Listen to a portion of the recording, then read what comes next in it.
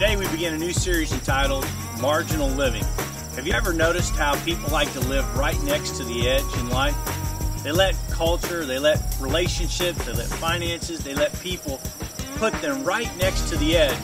So if anything happens in their life, any small misstep, any miscue at all, they fall off the edge.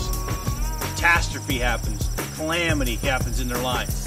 Well, in this series entitled Marginal Living that we're beginning right here today, we're going to talk about that. And that's why I'm standing here on the side of the road.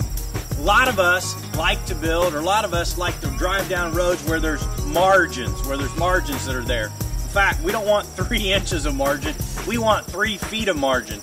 Because if we make a little mistake, if we happen to veer one way or the other, if there's no margin, then we'll end up off the edge. We'll end up, in the storms of life. But today we're going to learn how we can begin to create margin in our life. That's what keeps us away from the edge, are the margins. And margins are so important in life.